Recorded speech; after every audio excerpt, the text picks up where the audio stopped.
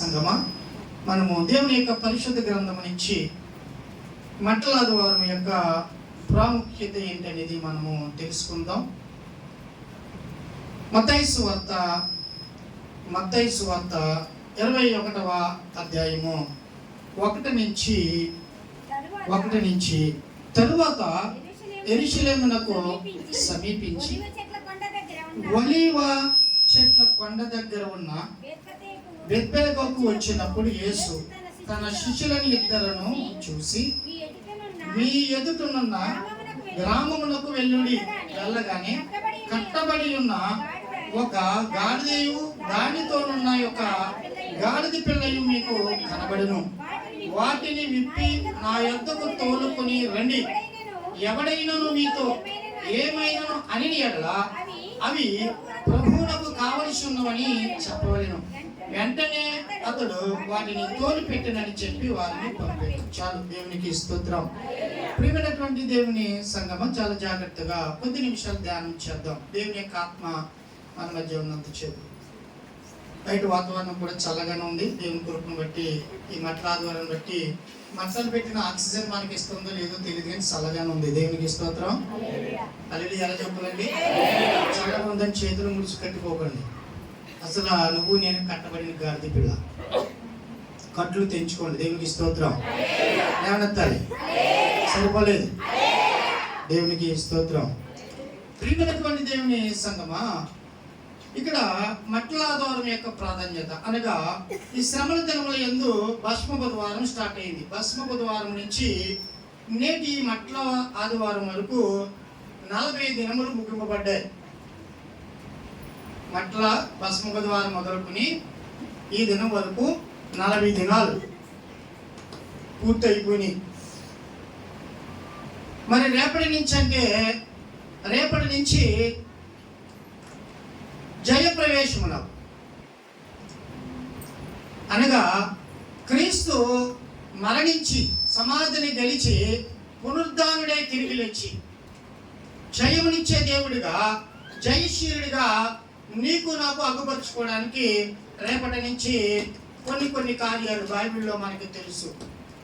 అంటే సోమవారము అంజూరపు చెట్టుని శపించుట, మంగళవారము ప్రభువుని అనేకులు వచ్చి ప్రశ్నల మీద ప్రశ్నలు వేసి మంగళవారం దినమున అడుగుట, బుధవారం అత్తరుతో యేసును మీకులాంటి చక్కని స్త్రీ అభిషేకించిందండి. దేవునికి స్తోత్రం. అర్థమవుతుందా? రైట్. ఇక గురువారము ప్రభు శిష్యులతో చివరి రాత్రి భోజనం చేసి ఆ రాత్రి అప్పగింపబడిన దగ్గర నుంచి నీకోసము నా కోసము పిడిగుద్దులు తింటూ అన్యాయపు తీరికి ఒక పరిశుద్ధుడైన దేవుడు శుక్రవారము కల్వరి శిలువపై మరణించుట, త్యాగం చేశాడు. త్యాగం చేసి నీ నా పాపముల కోసము విమోచింపబడిన ఆయన రక్తమును మనకు ఆయన దారపోసి మరలా శనివారము విశ్రాంతి దినముగా సమాధిలో ఆయన ఉండి తెల్లవారి ఆదివారం సరికి ఏం చేశాడు? తిరిగి సమాధిని గెలిచి తిరిగి లేచాడు. చెప్పలు కొడతాం. దేవునికి స్తోత్రం. అనగా రేపు సోమవారం నుంచి సబ్జెక్ట్ మనం నేర్చుకోవాలి. ఎందుకంటే దేవుని యొక్క ఔన్నత్యమును, క్రీస్తు యొక్క పరిశుద్ధతను, తండ్రి యొక్క రాజ్యాన్ని తెలుసుకోకుండా నేటి క్రైస్తవులు బ్రతుకుతూ వెళ్ళిపోతున్నారు. నేను భక్తిపరురాలని లేక భక్తిపరుడునని బ్రతికిస్తున్నానే, కానీ ఎప్పుడు ఏది చెయ్యాలనేది తెలియడం లేదు. అలాంటి పిల్లలుగా మనం ఉండకూడదు. నువ్వు చేస్తున్న ప్రార్థన ఏమైనదో నీకు తెలియాలి. నువ్వు పాడుతున్నటువంటి పాట సారాంశం ఏదో అది మన జీవితంలో అన్వేషించుకోవాలి. నేను బోధిస్తున్నటువంటి బోధ ముఖ్యముగా నాకు ఆత్మబలాన్ని ఇచ్చి దేవుని యొక్క రాజ్యాన్ని చూసే దర్శన భాగంగా మిగిలాలి. అట్లాంటి భక్తులు మనం ఉందాం. దేవునికి స్తోత్రం. హల్లెలూయా. హల్లెలూయా. కనుక ఆ జయప్రవేశకు ముందు యేసు ప్రభు వారు 3.5 సంవత్సరంలో తండ్రి యొక్క రాజ్య సువార్తను బోధిస్తున్న వేళలో ముఖ్యమైనటువంటి దినాలలో ఈ మట్టల ఆదివారము ఒక రోజుగా పరిగణింపబడింది. అర్థమవుతుందా? బైబిల్లో అంతగా చూసే పని అక్కర్లేదు. మనము సారాంశమును తెలిస్తే అసలు దాని యొక్క వివరణ తెలుస్తుంది. మనకి వివరణ తెలియలేదే ఆ దినమును మనము ఆచరించలేము. ఎందుకంటే నేటి సమాజంలో చాలా తెలియక మనము ఎటుపోవచ్చున్నామో. కానీ ఇర్మియా గ్రంథం 16:6 ఉంటుంది, పురాతన మార్గములలో మీరు నిలిచి మేలు కలుగు మార్గాన్ని మనల్ని ఎంచుకోమన్నాడు దేవుడు. కనుక ఈ దినమును కూడా చూడండి, యెరూషలేము ప్రజలందరూ కూడా దేవుడు ఎవరో, మెస్సీగా వస్తున్నది ఎవరో తెలియక, కొంతమంది జ్ఞానము తెలిసి కొంతమంది జ్ఞానం లేక ఆయా రీతిలుగా యెరూషలేము ప్రజలందరూ కూడా కలవరంలో ఉన్నారు. బాగేనండి. ఈ మట్ల ద్వారం యొక్క ఈ గాడిద పిల్ల 4 సువార్తలలో కూడా రాయబడి ఉంటుంది. మత్తయి సువార్త 21లో 1 నుంచి 11 వరకు ఉంటుంది, అర్థమవుతున్నది 17 వరకు ఉంటుంది. అలాగే మార్కు సువార్త 11వ అధ్యాయంలో 1 నుంచి 11 వరకు ఉంటుంది. అర్థమవుతుంది. లూకా సువార్త 19వ అధ్యాయంలో 1 నుంచి మనకి కనపడుతూ ఉంటుంది. అలాగే యోహాను సువార్తలో కూడా 12వ అధ్యాయం నుంచి 12వ వచనం నుంచి స్టార్ట్ అయ్యి 3 వచనాల్లో ముగింపబడి ఉంటాయి. అనగా ఈ దినము మట్ల ద్వారం యొక్క ప్రాధాన్యత ఏంటంటే 4 సువార్తలలో కూడా దేవుడు గాడిద కోసము, గాడిద మీద ఉన్న రాజు కోసము, ఆ రాజుని ప్రభు పేరట వచ్చిన వాడు స్తుతించబడిన గాకని, హోసన్నా జయమ జయమని జన సమూహములతో యెరూషలేము ప్రజలందరితో పిల్లలతో చంటి పిల్లలతో సైతమును దేవుడి నామమును హెచ్చించుకొనట ఆరాధించటం మనము చూస్తూ ఉంటాం. దేవునికి స్తోత్రం. అయితే ఇక్కడ విషయం ఏంటంటే ఒక మత్తయి సువార్తలో మాత్రమే గాడిదను గాడిద పిల్లను తోలుకురండి అని ఉంటుంది. మిగతా సువార్తల 3లో గాడిద మీద మాత్రమే ఉంటుంది. కన్ఫ్యూజన్ అవ్వకండి, అర్థమవుతుందా? అనగా ఈ యొక్క మత్తయి సువార్తలో ఉన్న మర్మం వేరే. దేవుడు ఒకవేళ అక్షరార్థముగా రాయినను దాని యొక్క అంతర్భావము ఆత్మీయతతో మరిగా ఈ మర్మమై ఉంటాడు. తండ్రి అయిన దేవుడు ఎప్పుడు కూడా కుమారుడిని విడిచిపెట్టుట లేదు. దేవునికి స్తోత్రం, హల్లెలూయా. కనుక ప్రియమైన దేవుని సంగమా, ఈ 3.5 సంవత్సరముల సువార్తలలో యేసు ప్రభు అనేకమైన అద్భుతాలు, స్వస్థతలు, ఆశ్చర్య కార్యములు తండ్రి యొక్క రాజ్యం కోసం బోధిస్తూ అనేకమైనటువంటి శ్రమలు, ఇబ్బందులు, ఇక్కట్లు, చివరికి తలవాల్చుకున్నటకు స్థలము కూడా లేకుండా, అనగా విరామం లేకుండా ఆయన ప్రయాసపడ్డాడంట. ఎవరి కోసం? తండ్రి యొక్క రాజ్య స్థాపన, అనగా రాజ్యంలో నీవు నేను ఉండుట కొరకు. ఆ స్థలంలో మనం నిలిచిదము గాక. ఆమె నెల చెప్పాలి. ఈ రోజు కూడా నువ్వు అలా మౌనంగా చేయలేకపోతే ఆ రాజ్యంలో నీకు నాకు దూరం అయిపోతుంది. జాగ్రత్త. దేవునికి స్తోత్రం కలిగిందా. కనుక ప్రియమైనటువంటి దేవుని సంఘమని త్వరగానే ముగించేస్తాను, ఒక 3 గంటలకి. ఆమేన్. 75 సంవత్సరాల వృద్ధుడు ఓకే ఇంగ్లీష్ మాట్లాడాడండి. ఎంటెక్ బీటెక్ చదివిన పిల్లలు ఎప్పుడు విడిచిపెడదామా పారిపోతారని చూస్తున్నారు. దేవునికి స్తోత్రం. కనుక ప్రియమైన దేవుని సంఘం బాగా చూడండి. యేసు ప్రభు వారు ఇప్పుడు 21వ మత్తయి సువార్త 21వ అధ్యాయం మనం చదువు. తర్వాత యెరూషలేమునకు సమీపించి, అనగా తరువాత యెరూషలేము సమీపించి, అనగా ఎక్కడ ఉన్నాడు యేసు ప్రభు అని అంటే ఎక్కడ ఉన్నాడంటే బాగా యెరూషలేమునకు వెళ్ళనై ఉన్నాడు. అంటే ఈయన వెళ్ళనై ఉన్నాడంటే ఈయన ఎక్కడ ఉన్నాడంటే బాగా చూడండి. నవం చూడండి, బైబిల్ తడుపుకోకండి. మీకు బైబిల్ తడుపుకుని మాట్లాడడం అర్థం అవుతుంది. ఇలా చూస్తే నా సహోదరుడా ఇను. ఎందుకు ఏమంటున్నానంటే నువ్వు బైబిల్ లేకుండా ఎప్పుడు కూర్చుని ఉన్నావు, లేక ఈరోజు విశ్రాంతి దినమును సెలబ్రేషన్ చేసుకుని ఏదో చక్కని వంటకాలు చేస్తూ అమ్మని ఆపేసో, నాన్న ఇబ్బంది పెట్టో, నువ్వు వెళ్ళేది మొత్తం టోటల్గా ఇంటికి కూర్చుని చూస్తున్నావు. దేవుడిని నిన్ను ఆశీర్వదించును గాక. పైకి అందరూ భక్తులేనండి, నేను కూడా భక్తులు. మీ అందరికీ తెలసొక్క వేసుకున్నాను చూడండి. ఈ తెలసొక్క కోసమే ప్రభు ప్రాణం పెట్టారు. మానవుడు ఎడిపోతున్నాడో తెలియడం లేదు. బాగేనండి. ఇప్పుడు మీరు ఎప్పుడు కూడా ఒక అధ్యాయమును మనం చదివినప్పుడు ముందు అధ్యాయమును చదవాలి, తర్వాత అధ్యాయం 3 అధ్యాయములు కలిపి చదివితే ఒక క్లుప్త సారాంశం మనకు దొరుకుతుంది. అందుకు ఇప్పుడు యేసు ప్రభు వారు ఎక్కడి నుంచి శిష్యులు 20వ అధ్యాయము 20వ అధ్యాయము 17వ వచనం చదవండి. 17 యేసు యెరూషలేమునకు వెళ్ళనైనప్పుడు ఆయన 12 మంది శిష్యులను ఏకాంతముగా తీసుకుని మార్గమందు వారితో ఇట్లా నేను చాలు. దేవునికి స్తోత్రం. యేసు ప్రభు వారు 12 మంది శిష్యులతో అయిపోయింది. ఇంకా తండ్రి యొక్క రాజ్యమును ప్రకటించడం ఆయనలో ముగించుకుని 12 మంది శిష్యులతో యెరికో నుండి తిరిగి వస్తున్నాడు. ఎక్కడ నుండి? బాగా గుర్తించుకోండి.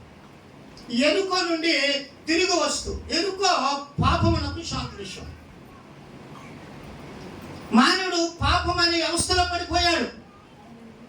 ఈ పాపము నుండి విడిపించడానికి, ఈ పాపము నుండి ఆలోచించడానికి మనుషుడి జ్ఞానము చాలదు, మనుషుడి శక్తి సరిపోదు. మరి ఎవరు పూనుకోవాలంటే మళ్ళా ఈ జగత్తు మానవులను రక్షించడానికి ఎవరు? మళ్ళా ఆయనే. అందుకని 12 మంది శిష్యులతో చెప్తున్నాడు ఏమనంటే, మరలా మనము యెరూషలేమునకు తిరిగి వెళ్ళాలి. నేను మనుషుల చేతికి అప్పగింపబడాలి. కల్వరి సిలువపై త్యాగం చేసి మళ్ళా నేను పునరుద్ధానుడైన తిరుగుతానని శిష్యులకు చెప్పుకుంటూ యెరికో నుండి తీసుకొస్తున్నారు. ఎక్కడి నుంచి? యెరికో పట్టణం నుండి తీసుకుని వస్తే, ఇప్పుడు యెరికో దాటినప్పుడు ఒలీవల కొండ ఎదురవుతుంది అనమాట. యెరికోని దాటుగా యెరూషలేముకు ప్రవేశించే ముందు ఒలీవల కొండ ఇంపార్టెంట్. ఎందుకంటే ఈ కొండ మీద ఆయన ఆరోహణ అవుతాడు, మళ్ళా కొండ మీదకి దిగి వస్తాడు. ఎప్పుడు? 1000 ఏళ్ల పరిపాలనకి మళ్ళా. ఇప్పుడు సాత్వికుడైన రాజు గాడిద మీద వస్తున్నాడు. కానీ అప్పుడు ఎలా వస్తాడు? గుర్రముపై ఖడ్గం పట్టుకుని వస్తాడు. దేవునికి స్తోత్రం, హల్లెలూయా. అందుకు యెరూషలేమును ప్రవేశించడానికి ముందు ఒలీవల కొండ ఉంటుంది. మీరు ఇంటికి వెళ్ళిన తర్వాత చదవండి, నా వరకు చదవండి. మనకు సమయం లేదు కాబట్టి ఇది అర్థం అవ్వకపోతే, ఇప్పటికీ మట్టల ద్వారా అర్థం తెలియదు చాలా మంది. ఆ మట్టను పట్టుకోవడము ఆచారం అయిపోయింది, లేకపోతే పట్టుకెళ్ళకూడదని కొంతమంది వారు ఇష్టం. ఏమండి, అవకాశం ఉన్నవాడు చేస్తాడు, అవకాశం లేనివాడు నాకులాంటి తెలియని తప్పించుకుంటాడు. మీ అందరికంటే పెద్ద దొంగ నేనే. అప్పుడు పాస్టర్ గారు ఆ మట్టలు తెమ్మంటే, ఈ రోజుల్లో మట్టలు ఏంటండి బాబు, మా భార్య కొప్పులో పూలకే డబ్బులు లేవు, మట్టలకు మళ్ళీ పూలు కూర్చోమని అనుకునేవాడిని నేను ఒకప్పుడు. పాపము భారం, పాపము మనల్ని అలా మాట్లాడిస్తుంది. కానీ ఇప్పుడు వాక్యము నేరుగా హృదయంలో వెళ్ళేసరికి, నా ప్రాణానికి ప్రాణం పెట్టిన దేవా, నీకేది చేయలేకపోతున్నానని కన్నీరు తప్ప మన దగ్గర ఏమీ లేదు. దేవునికి స్తోత్రం. జాగ్రత్తగానండి. యెరికో నుండి బయలుదేరుతూ 12 మంది శిష్యులతో మాట్లాడుతూ, మనం యెరూషలేముకి వెళ్ళనే ఉన్నాము అని ఒలీవల కొండ దగ్గరకు వచ్చేటప్పటికి యేసు ప్రభువు వారి 2 శిష్యులు పిలిచి అంటున్నారు, మీరు ముందుగా వెళ్ళి ఒక గాడిద కట్టబడి ఉంటుంది. ఎక్కడనంటే ఈ ఒలీవ కొండకి యెరూషలేముకి మధ్య బెతానియా, బెత్లెహేము అనే 2 గ్రామాలు, జంట గ్రామాలు అంటారు. అక్కడ గాడిద పిల్ల కట్టబడి ఉన్నది. చదువుకున్న పిల్లలు ఇంటికి వెళ్ళిన తర్వాత ఇంగ్లీష్ బైబిల్ చదవండి. అంటే 2 మార్గాలను సూచించే మార్గంలో కట్టబడి ఉంది గాడిద పిల్ల. ద సెంటర్ ఆఫ్ 2 విలేజెస్ అంటే 2 మార్గాల మధ్యలో కట్టబడి ఉందన్నమాట గొర్రె పిల్ల. మన తెలుగు బైబిల్లో గాడిద పిల్ల కట్టబడి ఉన్నది ఆ పట్టణం అని రాయబడి ఉంటుంది. ఏంటి 2 గ్రామాలు అంటే, యెరికో దాటిన తర్వాత నవేట్ చూడాలి. యెరికో దాటిన తర్వాత ఏముంటది? ఒలీవ కొండ ఉంటుంది. అక్కడికి వచ్చేసరికి ప్రభువు గాడిద పిల్లను నాకు తీసుకురండి అన్నారు. అంటే బెతానియా, బెత్లెహేము సెంటర్లో కట్టబడి ఉంది. అక్కడ ఆగాడు యేసు ప్రభు వారు. ఆగి ఏం తీసుకురామన్నాడు? గాడిదను, గాడిద పిల్లను అని మత్తయి సువార్త ఉంది. మిగతా 3 సువార్తల్లో గాడిద మాత్రమే నన్ను రాయబడింది. ఏది ఏమైనా గాడిద. దేవునికి స్తోత్రం. వీళ్ళతో అడుగుతూ ఉంటారు, ఈ గాడిద పిల్లని నీవు ఇప్పినప్పుడు తన యజమానుడు ఈ గాడిదని విప్పుకెళ్తున్నారు ఎందుకని అడుగుతాడు. ఇది ప్రభువుకు కావాలని చెప్పండి. దేవునికి స్తోత్రం. ఏమని? ఎవరికి కావాలి అన్న రీతిగా 2 శిష్యులు వెళ్ళారట. విప్పుపోతున్నప్పటికి ఎవరు వచ్చారు? ఆమేన్. బాగేనండి. 2 విధేయత చూడండి ఎలా ఉందో. ఎలా ఉంది? 2 విధేయత ఎలా ఉంది? ప్రభువు చెప్పినది అవిశ్వాసంతో కాకుండా, అది అన్యాయం అని చూడకుండా, నా ప్రభు యొక్క మాట మేము విధేయత చూపాలని విధేయత చూపినటువంటి శిష్యులుగా ఉన్నారు. నా ప్రియమైనటువంటి దేవుని సంగమా, విధేయతతో ఆలోచన చేస్తేనే మట్టలాదివారం యొక్క విలువ నీకు నాకు అర్థమవుతుంది. విధేయత లేకుండా నీ ఆలోచన ఎక్కడో పెట్టి ఇది రాదు జరిగినా ఇది ఎక్కడ ఉన్నదా అని నీ ఆలోచనకి తగినట్టు నువ్వు రీతిగా ఆలోచన చేస్తే నీకు అర్థమై సాగదు. నోవాహు జలప్రళయం వస్తుంది వాడ కట్టమన్నాడు. నోవాహు ఎప్పుడైనా జలప్రళయం చూసాడా? చూడలేదు. కానీ దేవుని మాట విధేయతను బట్టి వాడను చేశాడు. అది గొప్ప రక్షణకు సూచనగా ఉంది. అలాంటి బిడ్డగా నువ్వు మారిపోదువు కాక. అబ్రహమా నీ దేశముని విడిచిపెట్టేదమన్నాడంతే వెళ్ళాడు. నీకు ఒక్కగాన కుమారుడు నాకు ఆమేన్ ఇచ్చేసాడే లేదా? విధేయత. నా ప్రియమైనటువంటి దేవుని సంగమా, ఎవరైతే విధేయతతో దేవుని పట్ల సహృదయంతో దేవుని సన్నిధానంలో ఉన్నారో వారితో దేవుడు తరచూ మాట్లాడుతూనే ఉంటాడు. ఎలాగంటే అద్భుతమైన రీతిలో దేవునికి స్తోత్రం. కనుక ఆ మట్టలాదివారం ఆ బెతనియా ఆ యొక్క బెత్లెహేము దగ్గర ఆ కట్టబడిన గాడిదని ఇప్పుకు రమ్మన్నారు. ఇప్పుగా వచ్చిన తర్వాత యేసు ప్రభు వారు ఆ గాడిద మీద ఎక్కి కూర్చున్నారు. దేవునికి స్తోత్రం. మత్తయి సువార్త ప్రకారంగా గాడిద పిల్ల మీద ఎక్కాడు. గాడిద వెనక వస్తుంది అనమాట. ఆ గాడిద మర్మమై ఉంటుంది అనమాట. తర్వాత చెప్తాను. దేవునికి స్తోత్రం. అర్థమవుతుంది. ఇప్పుడు ఎరుకో నుంచి స్టార్ట్ చేశాడు. ఒలివ కొండ దగ్గరకు వచ్చిన తర్వాత మన ఎదుట ఉన్న గ్రామంలోకి వెళ్ళి గాడిద పిల్లను తీసుకుని రండి అని యేసు ప్రభు వారు గాడిదని ఎక్కారు. ఇప్పుడు ఎక్కడికి వెళ్ళాలి? ఇప్పుడు యెరూషలేముకి వెళ్ళాలి. ఈ చిత్రం చూడండి. యెరూషలేములోకి గాడిదను ఎవరైనా తోసుకుని వెళ్తే అది పవిత్రమైన స్థలం అని ఎప్పుగా ఉన్నది కనుక రాళ్లతో కొట్టి చంపుతారు. కానీ ఇప్పుడు ఈయన ఏమెక్కి వెళ్తున్నాడు? గాడిదని ఎక్కి వెళ్తున్నాడు. దేవునికి స్తోత్రం. గాడిదని ఎక్కి వెళ్తున్నప్పుడు యెరూషలేములో ప్రజలకి కలవరం వచ్చింది. ఎందుచేతంటే ఈయన గాడిద ఎప్పుడైతే ఎక్కాడో వెనుకున్న సమూహం అప్పటికే కొంతమంది శిష్యు బృందము సమూహం ప్రభుని వెంబడిస్తుంది. 12 మందే కాదు, అనేక మంది వెంబడిస్తున్న వారు ఏమంటున్నారంటే ప్రభు పేరట వచ్చి వాడు స్తుతింపబడిన కాక, సర్వోన్నతమైన స్థలంలో ఈయన స్తుతునందు కాకనే జయ ధ్వనులతో వస్తూ ఉన్నారు. ఎవరైనా తాళమేళాలతో మన ఎంటర్ అవుతూ మనం ఏం చూస్తాం? ఆశ్చర్యకరంగా చూస్తాం. వస్తున్న వారు ఎవరని యెరూషలేము ప్రజలందరూ కూడా ఆశ్చర్యంగా చూస్తున్నారు. ఆశ్చర్యంగా ఈ లోపల ఎంట్రన్స్ ఇచ్చారు ప్రభు వారు. ఇవ్వగానే మీకులాంటి వారు కొందరు గాడిద నడిచి వచ్చే దారిలో ఏం పరిచారు? బట్టలు పరిచారు. ఇంటికి వెళ్ళిన తర్వాత చదివితే మీకు క్లారిటీ వచ్చేస్తుంది. ఏం పరిచారు? కొంతమంది బట్టలు పరిచారు. కొంతమంది ఖర్జూరపు బట్టలు అని రాయబడి ఉంటుంది. మార్గ మధ్యన చెట్ల కొమ్మలని కూడా రాయబడి ఉంటుంది. అంటే ఆయా పత్రికలలో అప్పుడు వారికి అర్థమైన రీతిలో రాసుకుంటూ వచ్చారు. ఏదేమైనా ఆ మట్ట ఏంటంటే ఖర్జూరపు మట్ట. ఈ ప్లాస్మస్ అంటే ప్లాస్మెట్రీ, ఈ ఫామ్ ట్రీ అన్నమాట. ఇంగ్లీష్లో ఫామ్ ట్రీ. ఫామ్ ట్రీ అంటే ఈ ఖర్జూరపు మట్టకి అదేంటంటే మరి ఖర్జూరపు మట్టలే తేవాలని అంటే ఈ ఖర్జూరపు మట్టకి చదువుకున్న పిల్లలు డైరీ చూడండి. ఈత మట్ట, కొబ్బరి మట్ట, ఫామ్ ఆయిల్ తీస్తారు కదా మట్ట. రోడ్ సెంటర్లో మొన్న వైజాగ్ మీటింగ్ వెళ్ళినప్పుడు నేను కొన్నేళ్ళుగా అడిగిన ఈ మట్టలు ఏంటయ్యా టూరిజం వాళ్ళు వేస్తారని. చూడండి, సేమ్ కొబ్బరి మొక్కలాగా ఉంటాయి కానీ ఆకులు కొబ్బరి ఆకులా ఉంటాయి కానీ దాన్ని ఎలా ఉంటుంది? చక్కగా మీకులాగా నునుపైనటువంటి ముఖ సౌందర్యంతో వెళ్ళే యాత్రికులకు అందంగా కనబడుతూ ఉంటుంది. దీనిని హెబ్రూ భాషలో సరళ వృక్షము లేక తామర వృక్షం అని అంటారు. ఇప్పుడు ఎన్ని పేర్లు ఉన్నాయి?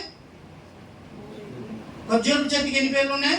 ఈత చెట్టు, కొబ్బరి మట్ట, పామాయిలు, సరళ వృక్షము, తామర వృక్షము, పామాయిలు. అర్థమైంది. అందుకనే ఆర్సీఎం వారు అమ్మా నాకు చూస్తున్నాను కలజలు పెట్టుకున్న నాకు ఏం కనబడతలేదు ఇస్తా గారు బుర్ర నా వైపు కిందకు వచ్చండి. దేవునికి స్తోత్రం. ఆ ఉంచినటువంటి తలను పైకెత్తడానికి యేసు ప్రభువు గాడి మీద వస్తున్నారు. దేవునికి స్తోత్రం. నీ మెడ విరిచేస్తుంది అపవాది, కానీ అపవాది మెడ ఎరగొట్టడానికి ఆయన ప్రాణం పెట్టారు. దేవునికి స్తోత్రం. హల్లెలూయా, హల్లెలూయా, హల్లెలూయా. ఇన్ని అర్థాలు ఉన్నాయి. అందుకనే ఆశ్రమ్ చర్చ్ వారు లేక కేథలిక్ చర్చ్ వారు ఇప్పుడు వెళ్ళి చూస్తే మనం చిన్నప్పుడు ఆడుకునే వాళ్ళం కదండి, బొమ్మల పెళ్ళి. ఈ ఆట కూడా మనకు తెలవ, మనకి ఏం తెలదండి. ఆదివారం ఆయన మటన్ తెచ్చాడా లేదా, ఏమన్నా గుప్తంగా వండుకున్నాం లేదా, 3 గంటలు 3 ముక్కలు వేసుకుని కడుపు నింపుకున్నాం లేదా. దేవునికి స్తోత్రం కలిగాక. ఎందుకంటే తినే ఆరోగ్యం మీకు ఉంది కాబట్టి. ఇంకా తినలేని ఆరోగ్యం ఆకలంటూ ఏంటంటే ఇంకా మీ తిండిని పడి చెప్పుకుని బతికేయడం తప్ప ఇంకా ఆధారం లేదు. దేవునికి స్తోత్రం. హల్లెలూయా. వాళ్ళు బొమ్మలు చేసుకుని వెళ్తుంటారు, లేక 2 కొబ్బరి ఆకులైనా పట్టుకెళ్ళాలి.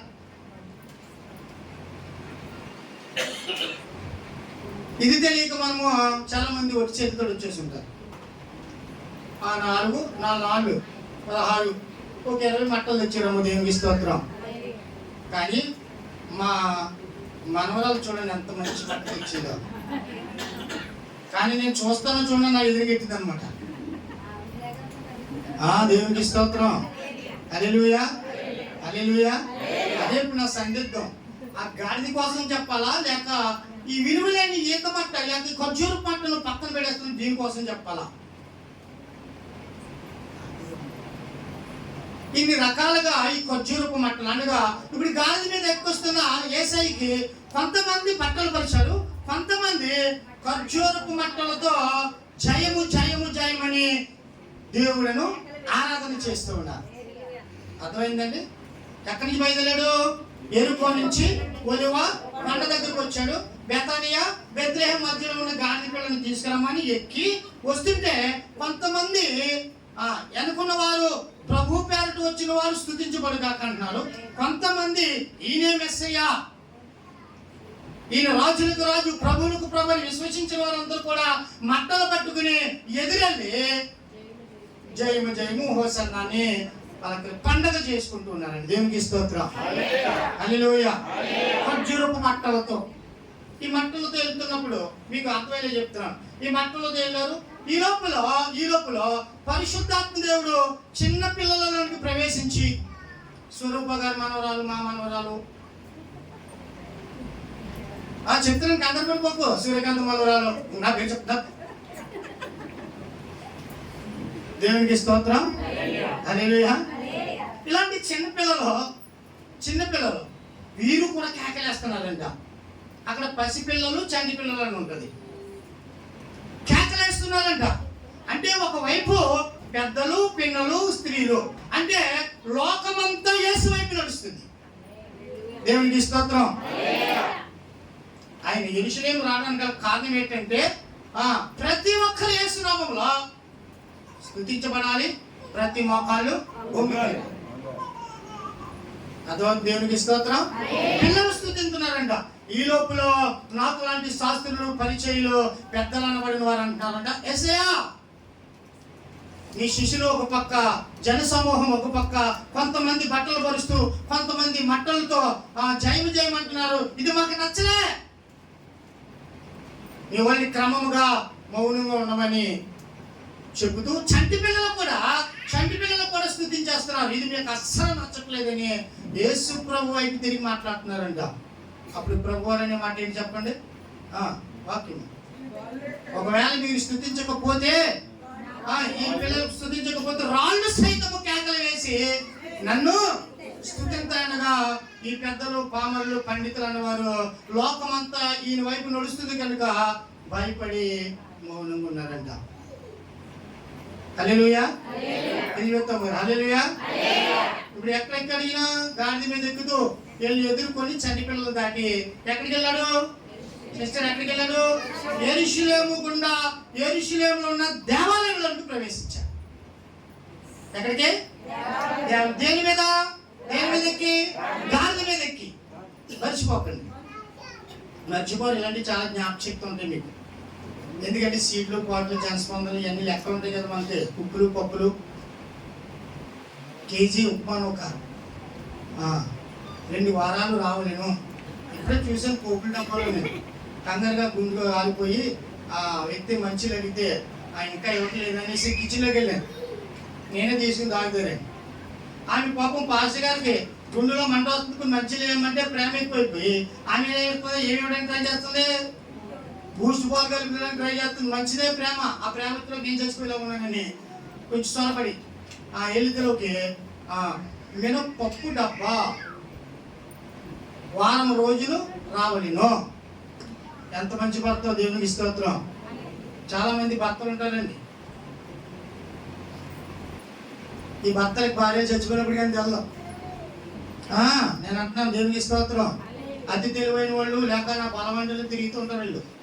ఒక్కొక్క వస్తుంది ఒక రోజు ముద్దు దొరకని దిక్కు కమాండింగ్ ఆజ్ఞ ఏదో ఆడో ఎందుకు వచ్చినాడు ఆయన అడగని చెప్తాడు.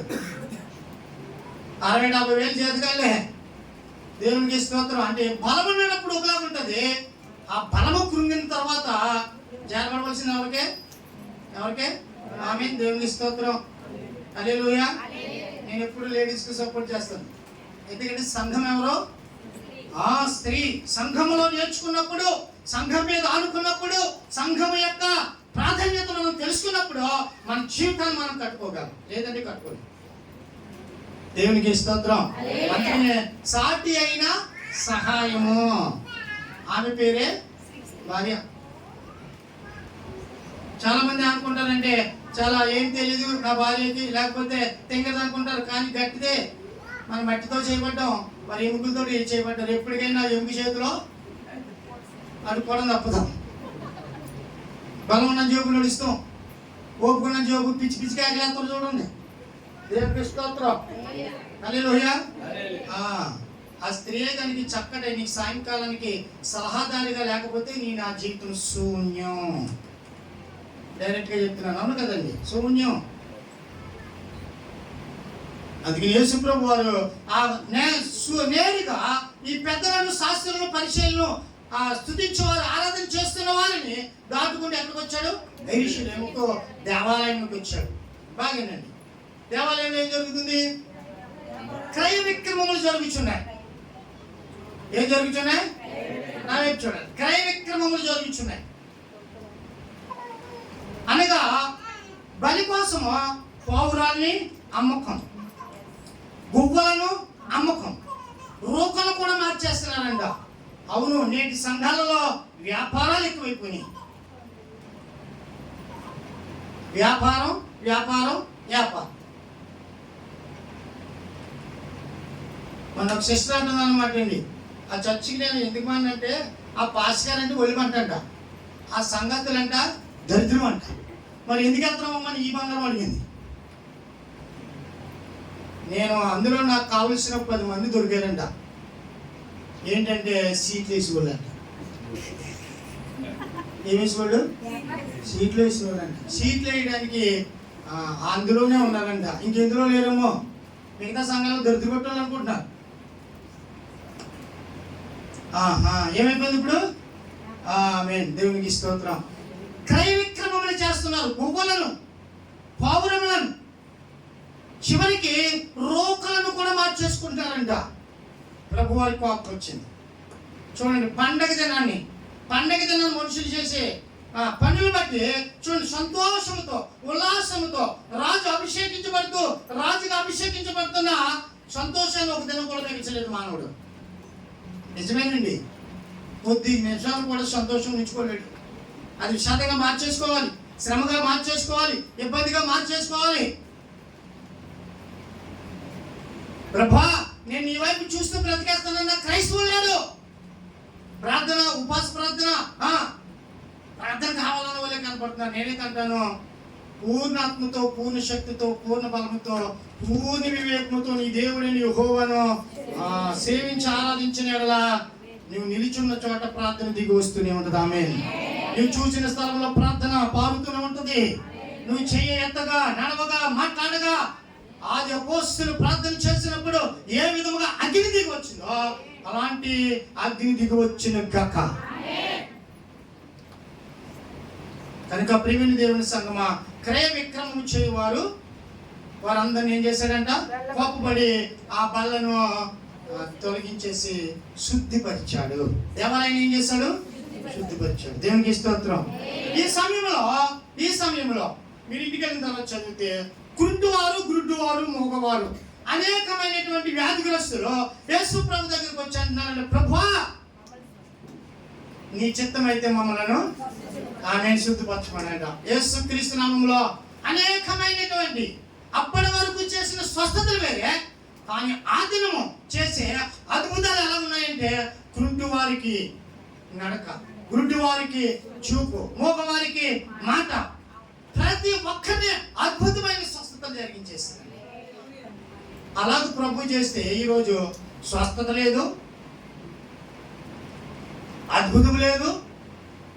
నేను ఇలాగే చెప్తానని కూడా కొంతమంది చావు ఆశ్రయిస్తే ఆశ్రయదుర్గముగా ఉన్నాడు ఆయన. నువ్వు ఆశ్రయిస్తే ఆశ్రయ దుర్గముగా కదా, ఆశ్రయపురముగా కూడా మారగలడు. ఆయన రెక్కల నీడలో ఉన్న స్వస్థత నీకు నాకు కలుగును గాక. ప్రకటిస్తున్న నా దేవుని సాక్షిగా, ఏ బలహీనతతో నువ్వు కూర్చున్నావో ఆ బలహీనత యేసు నామములో స్వస్థత కలుగును గాక. విడిచిన నీ జీవితంలో కలుగును గాక. అద్భుతములు చేశారు. చేసి సాయంత్రం అయింది. సిస్టర్ బెతానియాకు బస్సు చేయడానికి వెళ్ళారు. అనగా మట్లాదూరం ఎక్కడి నుంచి స్టార్ట్ అయింది? ఎరుకో నుంచి ఒలివ కొండకి మార్గ మధ్యలో ఉన్న 2 గ్రామాల నుంచి ఒక గాడిద పిల్ల యేసుప్రభు దగ్గరికి వచ్చింది. యేసుప్రభు యెరూషలేముకి ప్రవేశిస్తుండగా బట్టలు పచ్చేవారు ఉన్నారు, మట్టలతో ఆరాధన చేస్తున్న వారు ఉన్నారు, చిన్న పిల్లల సైతమును స్తుతిస్తూ ఆరాధిస్తూ ఉన్నవారు ఉన్నారు. దేవాలయంలోకి వెళ్ళాడు. దేవాలయంలో ఆ యొక్క శుద్ధి చేసి క్రయ విక్రమగా వారిని తొలగించాడు. చివరికి అద్భుతములు ఆశ్చర్యకార్యం చేసి ఆ రోజును ముగించుకున్నారు. మట్ల ఆదివారం జరిగిన యేసు ప్రభు చేసిన పని ఇది. దేవునికి స్తోత్రం. అర్థమైంది కదా మట్ల ఆదివారం అంటే? ఇప్పటి వరకు అర్థమైందంటారా? మట్ల ఆదివారం. ఒకటి మాత్రం తెలుసు మనకి, ఏ పిల్ల ఎక్కడని ఇది మాత్రం మర్చిపోయాం. గాడిద దేనికి సాదృశ్యం అంటే, సునందం గారు, గాడిద దేనికి సాదృశ్యం అంటే శాపమునకు. ధర్మశాస్త్ర ప్రకారముగా గాడిద కానీ కాకి కానీ శాపగ్రస్తమైన అని మనం నేర్చుకున్నాం. నిర్గమకాండలో నేర్చుకున్నాం కదా. ప్రతి తొలిచూలి పిల్లని ఎవరికి ఇవ్వాలి? దేవునికి ఇవ్వాలి. కానీ గాడిది తొలిచూలి పిల్లకి బదులుగా నిర్గమకాండలో ఉంటుంది. దేనిని? గొర్రె పిల్లను ఇచ్చి ప్రభువుని మహిమపరచాలని రాయబడింది. అనగా గాడిద మానవులకి సాదృశ్యం. దేనికి? మానవులకి సాదృశ్యం. బాగేనండి, అర్థమవుతుందా? శబ్దమైంది. 2, గాడిద నివాసం చేసే స్థలము పర్వతములలో యోగ గ్రంథం ఉంటుంది. రిఫరెన్స్ లో ఉన్నాయి కానీ ఎక్కడ వేస్తుంది? ఇది పర్వతముల మీద, పచ్చిక బయలులో కాదు. అర్థమవుతుందా? పచ్చగా బయలులో పోయేదు. పర్వతాలలో, కొండలలో, లోయలలో ఇలాంటి తిరుగులాడుతూ ఉండే జీవి గాడిద. 3, గాడిదకి సాధు చేయటము కష్టమంట. సింహమునైనా సాధు చేసేస్తాము కానీ గాడిద మొదట మాట్లాడదంట.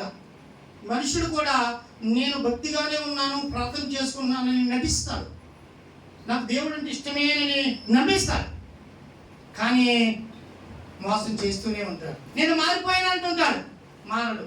నేను మారిపోయినట్టుంటుంది, నోరిప్పితే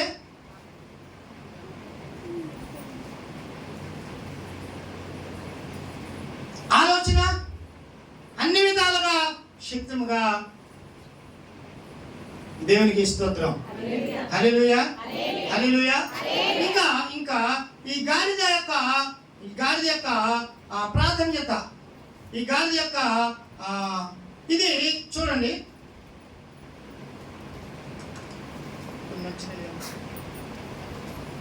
ఈ గాడిద ఎప్పుడూ కూడా శపితమైనటువంటి బానిసత్వంలో ఉన్నట్టుగా దేని బరువులు మోయడానికంటే ఆ గాడిద మీద పూర్వీకులు. ఒక్క నిమిషం.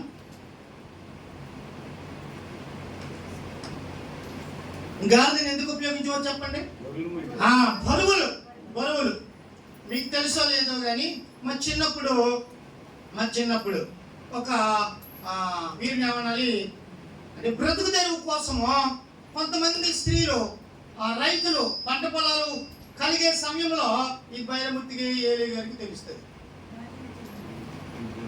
ఆ రైతుల నుంచి ధాన్యము సులువుగా సేకరించడానికి కొంతమంది యవన బిడ్డలను ఆకర్షణీయులుగా ప్రత్యేకింపబడి గ్రామాలను ఏమని దాన్ని ఏమంటారు నాట్యం చేయించేవారు. అంటే తాళి మీద నడవడం అని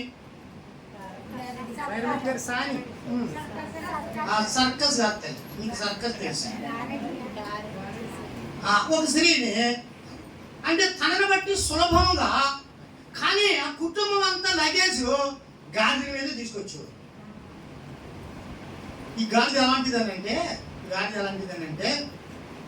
పాపం చేయదు కానీ పాపం అంతా మోస్తుంది చూస్తుంది. అందుకని లోకానికి సాదృశ్యం. యేసుప్రభు వారు ఎందుకు గాడిదని ఎన్నుకోవాలి? గుర్రం మీద రావచ్చు కదా. ఒకవేళ యేసుప్రభు గుర్రం మీద వచ్చాడు అనుకోండి, యెరూషలేము వారికి ఏమర్థమవుతుంది? యుద్ధానికి వస్తున్నాడు అంతే కదా. అందుకని ఇప్పుడు గాడిదకి ఇన్ని క్వాలిఫికేషన్ ఉన్న గాడిద అంటే పాపం ఉన్న సాదృశ్యం. ఆ గాడిద పిల్ల ఎవరంటే మానవుడు. బాగండి. కట్టబడి ఆ గాడిద ఎలా ఉంది? ఇప్పుడు కట్టబడి ఉన్నది. దాని మీద ఎవరు ఎక్కలేదంట. అంటే ఎవరు ఎక్కలేదంటే అర్థం ఏంటది? మొండిది, సాధి చేయబడలేదు. మనం కూడా చూడండి విన్నట్టుగానే ఉంటాం. సరైన సమయంలోకి నువ్వు నాకు చెప్పడం ఏంటి? నేను ఇంగ్లీష్లో చెప్తే నాకు ఇంగ్లీష్ వచ్చు.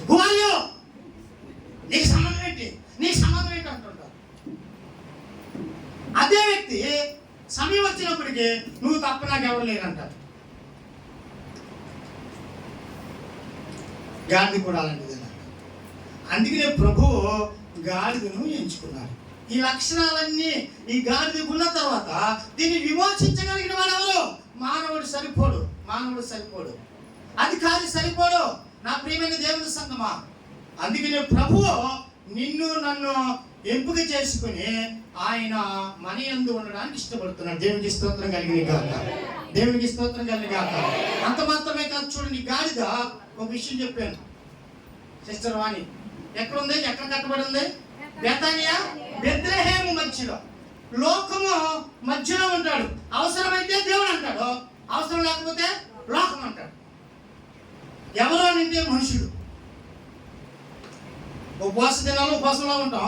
ఈ ఉపవాస దినాలు అయిపోతున్నాయి కదా, మన రూపం చూస్తాం ఈసారి నుంచి. ఏంటి చెప్పు, మన 40 రోజులు ఉపవాసం కాబట్టి ఏంటైనా నీ ప్రగల్భాలు చెప్పంటారు. ఇప్పుడు దేవునికి స్తోత్రం. ఎందుకంటే స్త్రీల సంఖ్య ఎక్కువ, పురుషుల సంఖ్య తక్కువ. మనకు ఉపవాసం వద్దు, ఉపన్యాసం వద్దు. మరి ఏం కావాలి? కానీ ఇది ఎప్పుడు ఖాళీగానే కనపడుతుంది. ఎలాగొచ్చింది అలాగే పోతుంది. కానీ ఉపవాసం ఉంటే ప్రార్థన ఏ స్థితిని మార్చగలదండి. దేవునికి స్తోత్రం. అందుకనే కట్టబడిన గాడిద యెరూషలేములోకి తీసుకెళ్ళడానికి ప్రభు ఎక్కారు. లేకపోతే ఎక్కడ ఉంటుంది గాడిద?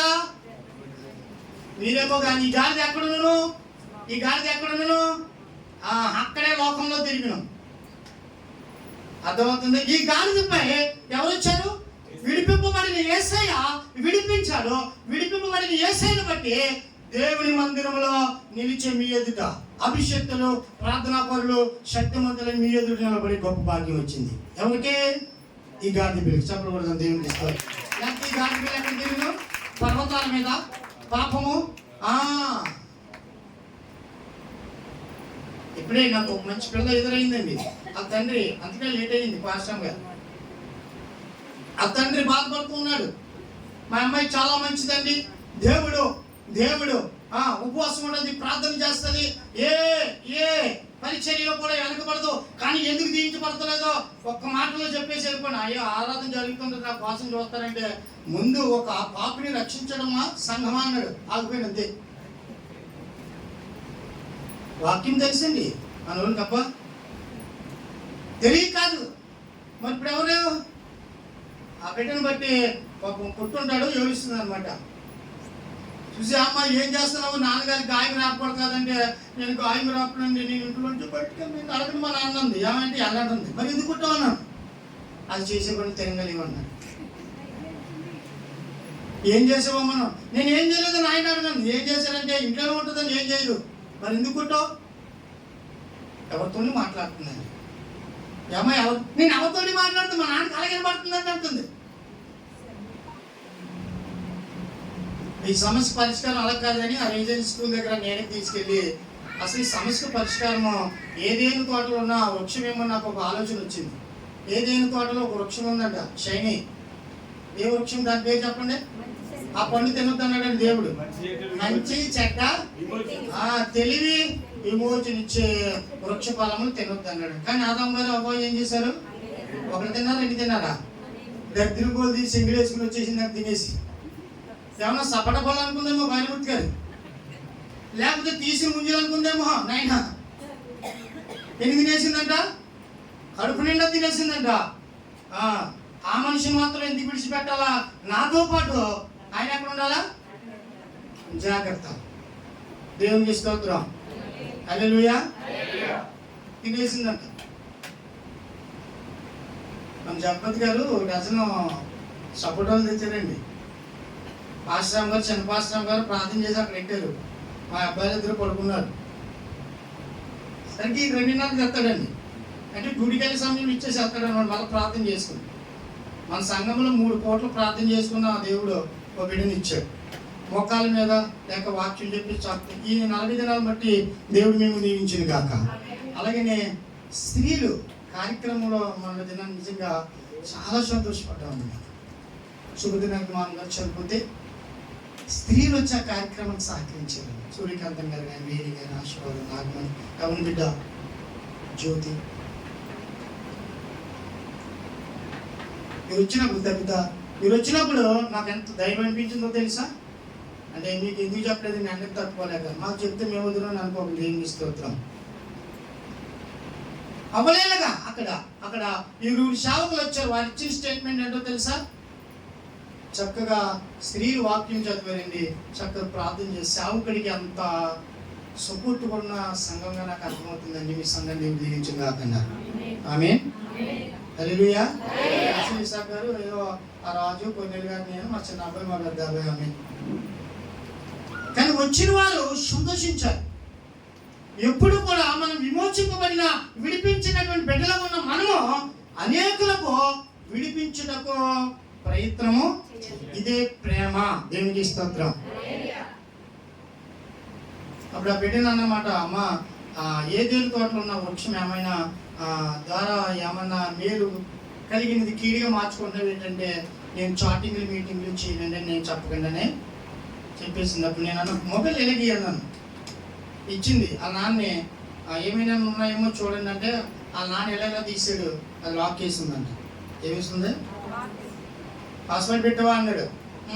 అంది. పాస్వర్డ్ ఎందుకు పెట్టింది చెప్పండి? పాస్వర్డ్ ఎందుకు పెట్టింది? ఆ నెంబర్ వాళ్ళ బాబుకి తెలియకూడదు, తీడు ఆవిడ లేకుండా ఎవరికే. ఇలా పాస్వర్డ్ పెట్టిన వాళ్ళందరూ కూడా మాలిన వారు కాదండి, పనిమాల వారు. దేవునికి స్తోత్రం. మన తండ్రికి హార్ట్ అటాక్ వస్తే ఆ తల్లి ఛార్జింగ్ ఎట్టి క్రికెట్కి వెళ్ళాడండి. వాడు ఫోన్ చేయడానికి కడుక్కుంటుందని లాక్ రావట్లేదని తల్లి సరిపోయాడు. అర్థమైందండి? ఎవరి బిడ్డలు చాలా జాగ్రత్త. ఒకవేళ భార్యలు జాగ్రత్త, భర్తలు జాగ్రత్త. లాక్ నీ ఫోన్కుందంటే నీవు మంచి చెడ్డ తెలివినిచ్చే వృక్ష ఫలములు తింటున్నావు. ఈ లాక్ అవసరం ఏముంది చెప్పు?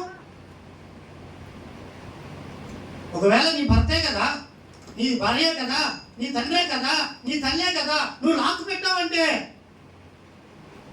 అందరికీ ఇన్స్టాగ్రామ్కు ఒక లాక్ ఉంటుంది, వాట్సాప్కు ఒక లాక్ ఉంటుంది, ఇంటికి తాళం ఉండదు, నోటు కొత్తడు, కాలు కుదురు ఉండదు, చెయ్యి కోలం. ఈ బ్రతుకు మండట. అందుకే యేసు ప్రభు ఎప్పుడు తీసుకురండి అన్నాడు. దేవునికి స్తోత్రం. ఏం చేయమన్నాడు? ఆ గాడిదను ఇప్పు తీసుకురండి. దాన్ని బ్రతకలేదు, దాన్ని విమోచించడానికి నేను కావాలని ఆ శిష్యులను పంపితే పాపం చూడండి, ఇక్కడ చూడండి, దేవునికి స్తోత్రం కలిగిన గాక. ఎక్కుతుండగా ఏమని అనుకుని వెళుతున్నారో ఆ యజమానుడు వచ్చి ఎందుకు ఇప్పుతున్నారు అన్నాడంట. ఇలా ఉన్నారు. యేసుప్రభు ఏమని చెప్పమన్నాడు? ప్రభువుకి, దేవునికి స్తోత్రం. యజమానికి ఇచ్చేసానంటండి. నా వైపు చూడండి, ముగించేస్తున్నా. నీవు నేను దేవునికి ఇవ్వకుండా ఆశీర్వాదము కానీ దేవుని రాజ్యము కానీ పొందలేం. అదేంటండి, హృదయం ఇచ్చాం కదా, ఇచ్చుడు నేర్చుకోవాలి. ఏమిటండి బాగా చూడండి, పేతురు రాత్రి అంతా వలలేశాడు. తల్లి, పేతురు అంతా రాత్రి వలలేశాడు. ఒక్క చేపైనా వలలేదు. ఆ నామ అక్కడ పెట్టాడు, ఈయన వలలు దులుపుకుంటూ ఉన్నాడు. యేసుప్రభు వచ్చాడు, దేవునికి స్తోత్రం. ఆ వల మీద ఒక 10 నిమిషాలు లేక 5 నిమిషాలు లేక ఓ పూట చెప్పాడు, సువార్త చెప్పన్నాడంట. పేతురు, నీ నామను లోతుకి నడిపించానంట. నేను ప్రయాసపడ్డాను రాత్రంతా అని పేతురు చెప్పలేదట. ఇచ్చాడు. ఎవరికి? దేవుడికి నామని ఇచ్చాడు. నామ నిండా చేపలను చూశాడు. చేపలు కొడుతుంది, దేవునికి స్తోత్రం. హల్లెలూయా. ఇవ్వాలి. ఇచ్చినప్పుడే ఆ గాడిద విలువ మారిపోతుంది. ఇవ్వకపోతే, అందుకని ఎవరైనా దేవుని సన్నిధికి వచ్చి దేవుడిని శోధించాలంట, ఇచ్చి శోధించాలంట. డబ్బుగా అనుకున్నారు కాక, ఏదైనాను సమయం, నీ అందం, నీ బలం, నీకున్న తెలివి దేవునికి ఇస్తే దేవుడు సమృద్ధి అని, దేవునికి స్తోత్రం. రహస్యమైన అరిమత్తయి యేసేపు చూడండి, యేసు ప్రభుకి సమాధిని ఇచ్చాడంట. బాగా ఇచ్చాడంటే ఎక్కడ ఉంది? ఇప్పుడు యెరూషలేములో ఉంది. ఇప్పటికి యాత్రికుల చేత దానిని చూసికి వెళ్ళిన వారు ఆశీర్వాదకరంగానే దీవించబడ్డది. కానీ అది అప్పుడు అయిపోయిందా? మరి అయిపోయిందా? ఇప్పటికి కొన్ని వేల సంవత్సరాలు అయినప్పుడు కూడా ఆ పర్యాటక ఆ సమాధిని చూసి దేవుడు ఆ సమయంలో లేనప్పుడు కూడా ఆ సమాధిని చూసి ఎంతో మంది నెమ్మది పొందుతున్నారు. అరిమత్తయి యేసేపు ఇచ్చాడంట. దేనిని? తన కోసము. ఆమె దేవుని కోసం, మన కోసం ఉన్నది దేవునికి ఇచ్చాడు. దేవునికి స్తోత్రం. మన ఇష్టాలు నెరవేర్చుకోవడం కాదు. మరి ఎవరి ఇష్టాలు నెరవేర్చాలి? దేవుని ఇష్టం నెరవేర్చుకున్న వాళ్ళు సమృద్ధి అయిన దీవెన. దేవునికి స్తోత్రం. హల్లెలూయా, హల్లెలూయా, హల్లెలూయా. కనుక ప్రియమైన దేవుని సంగమా, ఆ గాడిద పిల్లను ఇచ్చాడంటే ఇచ్చిన తర్వాత ఎవరెక్కారు? ఇప్పుడు అప్పటి వరకు విలువ ఉందా? అప్పటి వరకు ఏ స్థలంలో ఉంది? ఆమె ఎక్కడెక్కడ తిరిగిందో, ఏ రొచ్చులో తిరిగిందో, రొంపులో తిరిగిందో, మురికి బట్టలు ఏమొస్తుందో, ఏ బానిసత్వంలో దాసత్వంలోకి పోయిందో మనకు తెలియదు. కానీ విప్పబడినటువంటి సంఖ్యలు ఎప్పుడైతే తెంచబడ్డాయో యేసు ప్రభు వారు ఎక్కారంట. దేవునికి స్తోత్రం. హల్లెలూయా. ఒక్క కార్యం జరుగుతుంది. విలువైన గాడిదకి ఏం పరుస్తున్నాడు? ఆమేన్. విలువలేని మన జీవితంలో ఆయన విడిపించడం వల్లనే నీతి అనే వస్త్రం వచ్చింది, స్తుతి వస్త్రం వచ్చింది, మహిమా వస్త్రం వచ్చింది, రక్షణ వస్త్రాలు వచ్చినాయి. ఆయన కనుక మన మీద లేక మనల్ని విడిపించకపోతే ఎక్కడిది నీకు రక్షణ భాగ్యం? ఇది తెలియక చాలా మంది నా ప్రియమైన దేవుని సంగమా. అందుకనే ఆయనను ఎక్కిన తర్వాత ఆ గాడిదకున్న విలువ మారిపోతూ వస్తుంది. దేవునికి స్తోత్రం. హల్లెలూయా. ఆ పర్వతాలు తిరిగిపోయి గాడిద లేక అడవి, ఆ గాడిద దొరకదు. కానీ యేసయ్య ఎక్కినప్పుడు బాగా విచిత్రం చూడండి. అప్పటి వరకు ఏ మనుషుడు ఎక్కలేదంట, ఎక్కించుకోలేదంట. కానీ యేసయ్య ఎక్కిన తర్వాత కొన్ని వేల జనుల సమూహం కేకలు విన్నప్పుడు కూడా ధైర్యంగా నడుస్తుందంట. నిజమేనండి. యేసు ప్రభు మనలో ఉన్నప్పుడు అది ఎలాంటి అపాయమైన, మరణమైన, వ్యాధైన, బాధైన, శ్రమైన, అది ఆర్థికమైన, రుగ్మతైన, మాన్యమైన, ఖడ్గమైన దేవుని బిడ్డకి భయం ఉండదు. దేవునికి స్తోత్రం. ఎందుకంటే ఈ లోకంలో ఉన్నవాడి కంటే మనలో ఉన్నవాడు గొప్పవాడు. దేవునికి స్తోత్రం. భయపడుతుందా గాడిది? గాడిద భయపడలేదంట. యోధా గోత్రపు సింహం వల్లే నడుస్తుందంట. ఎక్కడా? పాపములో ఉన్న గాడిద పరిశుద్ధమైనదిగా తెలియకుండా మారిపోతుంది. అందుకనే నా యొద్దకు వచ్చి నేర్చుకున్నాను దేవుడు. దేవునికి స్తోత్రం. ఎవరి యొద్దకు రావాలి మనం? ఆయన సన్నిధికి వచ్చినప్పుడే ఆయన మనల్ని ఆశీర్వదిస్తాడు. ఆయన సన్నిధికి వచ్చినప్పుడే మనల్ని విడిపిస్తాడు.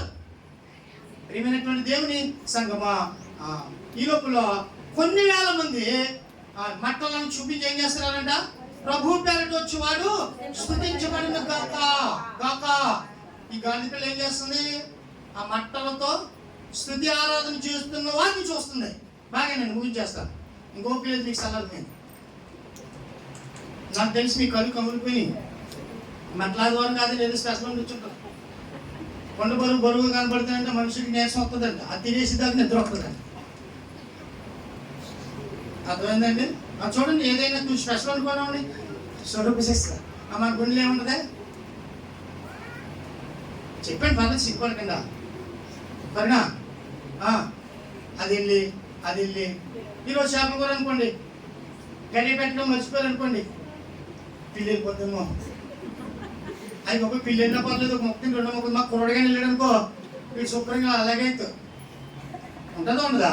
ఒకవేళ మటన్ అనుకోండి, అది నేను సండే స్పెషల్ ఉండాలండి. ఏంటో తెలుసా?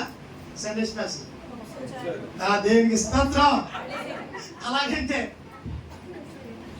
నేను ఆదివారము ప్రభు నాకు ఇస్తాడని పాస్టర్ గారి మీద, చిన్న పాస్టర్ గారి మీద ఛాలెంజ్ చేశాను. ఒక ఇంటికి ఫోన్ చేశాను, వారికి సేమ్ క్వాలిటీ వచ్చింది. నేను ఒక పెట్టి మీద ఆశ పెట్టుకున్నాను. ఆ పెట్టికి దేవుడు ఆశీర్వదించాడంట, కానీ సమయం లేదంట. అప్పుడు నేను అన్న కిందకి వెళ్ళేసరికి ఇలా అంటున్నారు అనమాట. దేవుడి కార్యములు ఆశ్చర్యం. అది చిన్నదని అనుకుంటున్నానేమో, చిన్నగానే స్టార్ట్ అవుతుంది. చిన్నగానే స్టార్ట్ అవుద్ది. నువ్వు కోట్లు సంపాదించాలంటే రూపాయి వస్తుందో కోటి వస్తుందో? ముందు రూపాయి దగ్గర నుంచి స్టార్ట్ అవుతుంది. రూపాయి ఇల్లు తెలిసిన వారు దాన్ని పోగొట్టుకోరు. ఇంటికి వెళ్ళి తినవయ్యా అంటున్నారు, నేను తిన్నా అంటున్నాను, తినవయ్యా అంటున్నారు, తినరంటే మొత్తం మీద కొన్నేళ్ళుగా ఫోన్ చేసి ఇంటికి వెళ్ళిపోయారు మన వాళ్ళని తీసుకుని. అప్పుడు పలానా దిశకి ఫోన్ పే చేయండి అన్న. దేవునికి స్తోత్రం. మంచి, నాకు ఏది ఇష్టమో, నేను ఏదైతే రాత్రి వాళ్ళతో అన్నానో ప్రభు నా ముందు ఇచ్చేసాడండి. దేవునికి స్తోత్రం. దానికి ఇలా అంటున్నారో తెలుసా? మేము గుర్తు లేదా అని అంటున్నారు. వీళ్ళకి ఎలాగ ఇవ్వాలి? కానీ నేను అంటాను, అది చిన్నదే కదా, మీరు ఎందుకు చెప్తున్నారు? ఒక లైవ్లో అనుకోవచ్చు. అద్భుతము, ఆశ్చర్యం ఎప్పుడో నీవు అనుకున్న దానితో మొదలైతే నీ విశ్వాసము లెవెల్లో. ఆమేన్. దేవునికి స్తోత్రం. హల్లెలూయా. ఇద్దరు శిష్యులు చూడండి, ఇద్దరు శిష్యులు వెళ్ళినప్పుడు ఒక పరాయి వ్యక్తి పరాయి ఊరిలో ఇప్పుకుని వచ్చామంటే వెళ్తామంటారా? అది కూడా విలువైన జంతువా? పనికిమాలిన గాడిద ఇప్పుకురమ్మంటే వెళ్తాం అసలు? ఏమండి, నా దగ్గర పని ఉంది, నువ్వు సింహాలకి మాంసం ముక్కలు వేయాలంటే గర్వంగా వస్తాడు చేతగాడు. నువ్వు గాడిదకి గడ్డి పోయాలంటే వస్తాడా? రాడు. కానీ గాడిదలు ఎక్కడానికి వెళ్ళమంటే అందుకనే ప్రియమైన దేవుని సంగమా చూడండి, యేసు ప్రభు వారు ఎప్పుడైతే ఆ గాడిద మీద ఎక్కారో గాడిద విలువ మారిపోతూ ఉంది. చివరికి కేకలు వేస్తూ ఉన్నారంట, ధైర్యంగా నడుస్తుందంట. ఆ గాడిద కన్నుడికి ఏం కనపడుతుంది? మహాపండగ. దేవునికి స్తోత్రం. అప్పుడే నేర్చుకున్నామేమో బహుశా. గాడిద మాట ఎప్పుడు నేర్చుకుంది? అప్పుడు వరకు విన్న మాటలో మట్టల ద్వారంలో యేసు ప్రభు ఎక్కగా జన సమూహం అందరూ కూడా ప్రభు పేరట వచ్చి వారు స్తుతింపబడిన గాక, సర్వోన్నతమైన స్థలంలో స్తుతింపబడిన గాక, ఓసన్నా జయము అంటే అప్పటి వరకు మోగపోయినటువంటి వారి చెవులు విన్నదంట. అందుకని బిలాము ప్రవక్త గురించి చెప్తుంది. చెప్పబడుతుంది. ఏం చేస్తారు?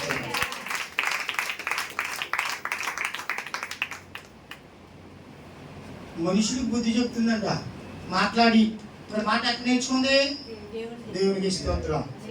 మాట్లాడని మనకి నేర్పింపదగిన వాడు మన ప్రభువైన యేసు. ఒకప్పుడు ప్రార్థన నేర్పలేము మనం, ఒకప్పుడు పాటలు ఒకప్పుడు దేవుని సన్నిధి జరగదు. కానీ ఈరోజు దేవుడు నేను బలంగా వాడుకుంటాడంటే దానికి కారణం మనం నడిపించేవాడు ఎవరు? ఆమె బోధించేవాడు ఎవరు? పోషించేవాడు ఎవరు? దేవునికి స్తోత్రం. మోషే ఇశ్రాయేలు ప్రజలకు నీ వెళ్ళి మాట్లాడు, నేను నోటి మాంద్యత్వము. ఆమేన్. వారు అడుగుతారే అంటే ప్రభు ఒక మాట నేర్పించాడు, నేను ఉన్నవాడును నిన్న నేడు. ఆమేన్. 20 లక్షల మందిని నడిపించడానికి నాయకుడు అయిపోయాడు. అలాంటి కృప దేవుడిని కలిగి చేయను కాక. అందుకోసమే ప్రయోజనకరముగా లేని నీ జీవితంలో ప్రయోజనం కలుగు చేయడానికి ప్రభువు కనులారా గాడిదకి చూపిస్తున్నాడంట. ఇంకో మాట చెప్పి ముగించేస్తాను. ఈ గాడి ఎవరిని వస్తుంది ఇప్పుడు? యేసయ్యను మోసే భాగ్యం దక్కిందండి ఎవరికి? ఇప్పుడు యేసయ్య భారం మోస్తున్న గాడి పిల్లలు ఎవరిని చెప్పండి మనం? ఆమేన్, మనమే. ఆయనే కనుక మనపై లేకుంటే ఆయన స్తుతిస్తామా? ప్రార్థిస్తామా? పాటలు పాడతామా? సంఘానికి వస్తామా? గుప్పులు ఇప్పుతామా? కానీ ఈరోజు నీ విప్పిన గుప్పులు ఎక్కడ ఉంటాయి?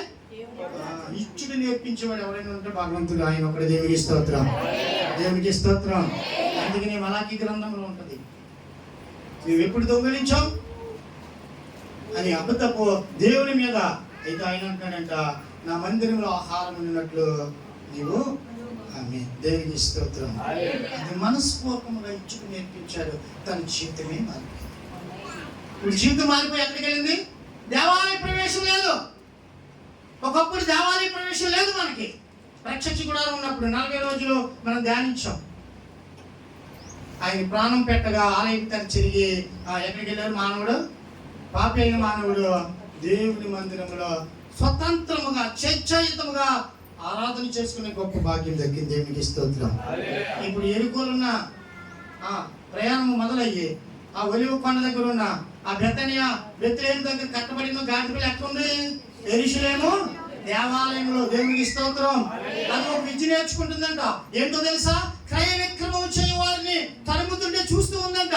నేను క్రయ విక్రమము చేయకూడదు, అన్యాయము చేయకూడదు, రూకలు మార్చిన చేయకూడదని స్టాండ్ అయిపోయిందంట. ఆమేన్. కొందరు రక్షణ పెట్టి మన జీవితాలు కూడా ఇలా మారిపోయింది. ఈరోజు నీతివంతుడిగా నువ్వు ఉన్నామంటే, ఈరోజు యథార్థవంతుడిగా నువ్వు ఉన్నామంటే, దేవుని సన్నిధి విడవని బిడ్డగా నువ్వు ఉన్నామంటే ఎవరు నేర్పించారో తెలుసా? మనపై ఎవరు? దేవుని భారం. ఎవరైతే దేవుని భారము వస్తారో వారి సకల సమృద్ధిలో ఎక్కడుంటారు? దేవుని ఆలయములో, అనగా దేవుని యొక్క రాజ్యములో. కనుక ప్రేమైనటువంటి దేవుని సంగమా, ఇలాంటి వాక్యం మన హృదయంలో పరిశుద్ధాత్మ దేవుడు నిలబెట్టాడు. కాబట్టి మట్టల ఆదివారం యొక్క సారాంశమును కలిగిన గాడిద పిల్ల జీవితం మనము నేర్చుకున్నాం. అలాంటి బిడ్డలుగా మనం ఉంటే నీ జీవితంలో కట్లు ఉండవు, కట్టేవారు ఉండరు. చివరికి బాగా చూడండి, గాడిద ఎముకతో సిస్టర్ ఆ వైపు చూడండి, ముగించేస్తాను. ఈ గాడిద ఎముకతో ఫిలిష్తీయులు ఎంతమంది చెప్పాడు? సంసన్ 1000 మందిని నీ శత్రువులని ఎదురులేక నశించుదురు గాక. నీ అపజయమునకు కారకులైన వారు యేసు నామములో ఒరిగైపోదు. గాడిద ఉపయోగపడుతుంది. గాడిద ఎముక మనకు లోకంలో సామెత ఉంటుందండి, ఏనుగు సచ్చినా బతికిన. ఇప్పుడు గాడిద 1000 రూపాయలు కాదు, 1000 మంది శత్రువులు జయించిందంట. మనకు ఒక శత్రువు ఉంటే చాలా రాత్రి నిద్ర పడుతుంది.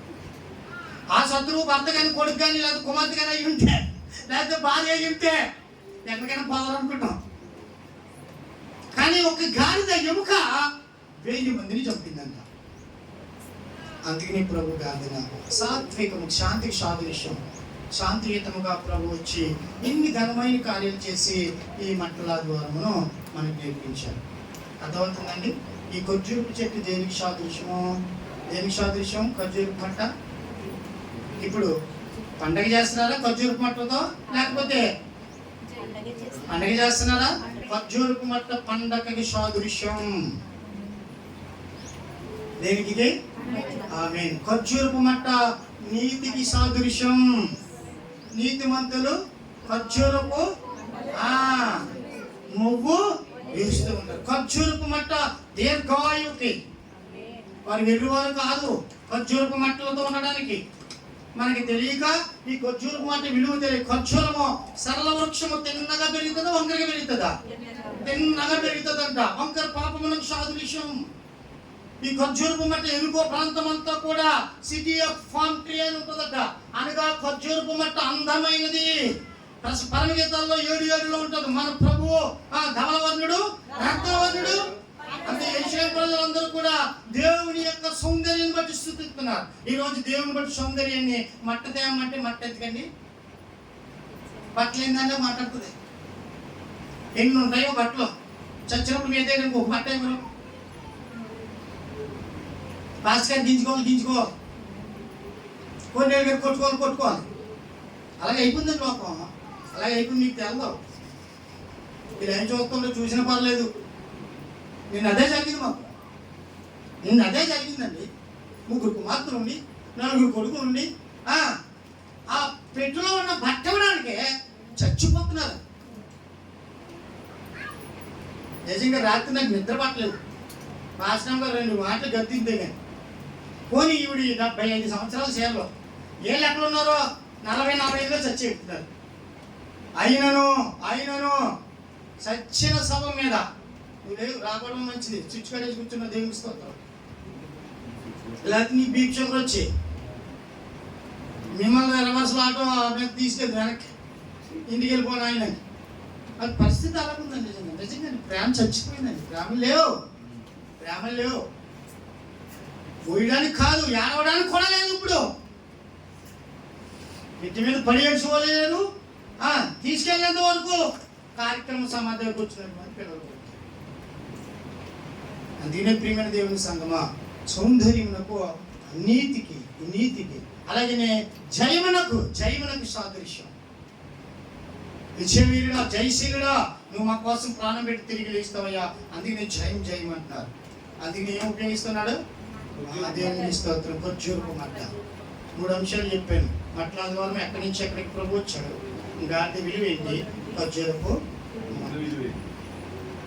ఇంకా దీర్ఘాయుషు కలదంట.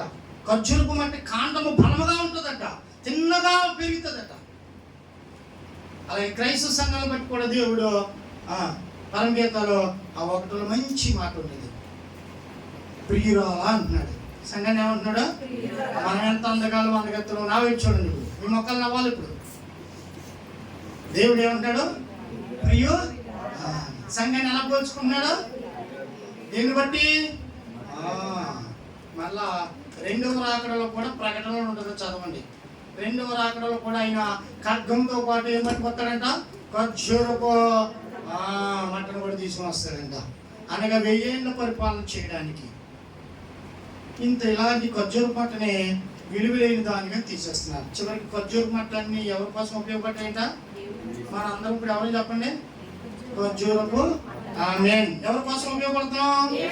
దేవుని స్తుతించడానికి. అలాంటి కృప ఆయన రాకడ వరకు ప్రభు మనకి ఇచ్చిన గాక. ఆలస్యం లేకుండా లేచి నిలబడి ఒక పాట పాడి దేవునికి కాంతి సమర్పణ చేసుకుని ముగించేసుకుందాం. తొందరగా చిన్న ప్రార్థన చేస్తాను. పరిశుద్ధుగా ప్రేమ కలిగిన తండ్రి ఘనమైన నామాన్ని పొందరా. కలిగిన తలాంతరం బట్టి ప్రభా ఇచ్చిన ప్రభు ఈ మాట వాక్కులను మారుతాయని పలుకుని రాసుకుని దేవుని రాకడ వరకు ప్రభా మేము ప్రభా ఇదిగో తండ్రి నిందారకంగా ఈ రాజ్యంలో ప్రవేశించేంత వరకు అనేకులను బలపరుస్తూ నేను అనేకుల వరకు ప్రార్థిస్తూ మన వధువు సంఘంగా దీవించమని యేసు క్రీస్తు నామములో అడిగి వేడుకొంచున్నాను మా ప్రియ పరలోకపు తండ్రి. ఆమేన్.